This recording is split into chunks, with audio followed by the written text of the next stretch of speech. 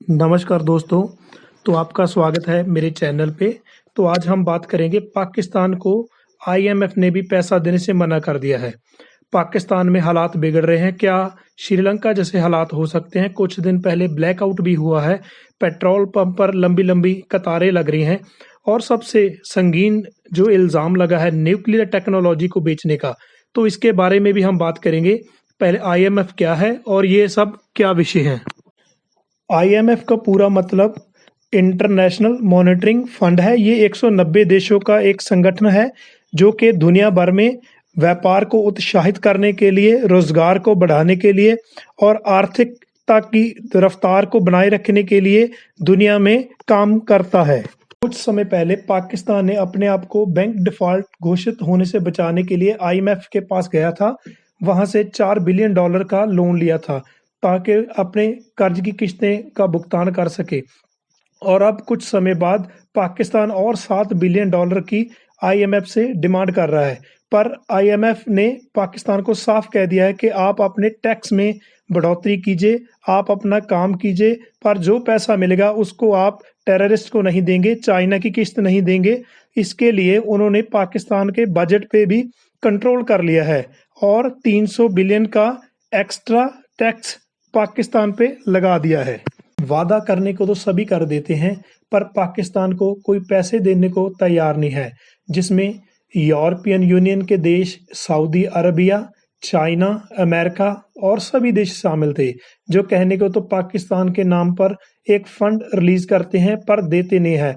टूटती हुई अर्थव्यवस्था पाकिस्तान के लिए बड़ा सरदर्द का सबब है और आईएमएफ के मना करने के बाद ये तो और बढ़ सकता है।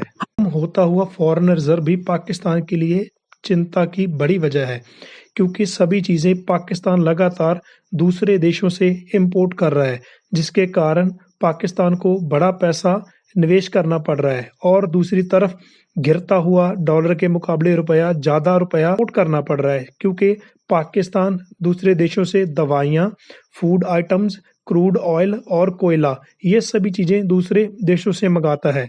दूसरी तरफ भारत को देखें तो Bharat make in India program को बढ़ा रहा है, जिसकी वजह से सभी चीजें भारत में मैन्युफैक्चर की जा रही हैं ताकि भारत की इकोनॉमी को स्ट्रॉन्ग किया जा सके।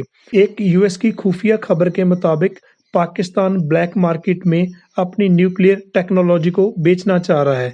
ये सारी दुनिया के लिए एक बहुत ही बड़े खतरे की बात है। अभी सभी देशों को मिलकर अपने आंख और कानों को खोलकर इसको रोकना चाहिए, क्योंकि अगर ये किसी गलत देश के हाथों में ये न्यूक्लियर टेक्नोलॉजी चली गई, सारी दुनिया के लिए ये खतरा हो सकती है। पाकिस्तान अपने आप को डिफॉल्ट होने से बचाने के लिए, अपनी साख को बचाने के लिए कुछ भी करेगा। उसे पैसा चाहिए, इसके लिए वो आईएमएफ के पास जाएगा, दुनिया से लोन लेगा, जहाँ कुछ भी करेगा। सबसे खतरे की घंटी दुनिया के लिए ये है जो ब्लैक मार्केट में वो न्यूक्लियर टेक्नोलॉजी को बेचना चाहता है। अगर ये हो गया तो सारी दुनिया के लिए ये खतरे की घंटी है। इसके लिए भारत, यूएस और देश, दुनिया के सभी देशों को सामने आना चाहिए और इससे रोकना चाहिए। दूसरी ओर देखा जाए तो भारत अपनी 3.5 ट्रिलियन की इकोनॉमी को 5 ट्रिलियन में कन्वर्ट करने के लिए काम कर रहा है, आगे बढ़ने की कोशिश कर रहा है। और दूसरी तरफ जो आज की रिपोर्ट निकलकर सामने आई है, तो पाकिस्तानी रुपया एक अमेरिकी डॉलर के मुकाबले 255 रुपए पर चला गया है, जो कि सबसे चिंता की बड़ी बात है, क्योंकि पाकिस्तान, जहाँ दुनिया के जितने भी देश हैं जो अपना व्यापार करते हैं, वो सभी अपना लेन देन वो यूएस के डॉलर में करते हैं। तो जितना डॉलर मजबूत होगा, रुपया कमज़ोर होगा, उतने ही ज़्यादा रुपए देने पड़ेंगे और आर्थिक तौर पर पाकिस्तान कंगाल होगा। तेल की निर्विघ्न सप्लाई के लिए पाकिस्तान को पैसे देने होंगे और दूसरी तरफ श्रीलंका की तरह डिफॉल्ट ना कर जाए, ये सबसे बड़ी दिक्कत की और चिंता की बात है।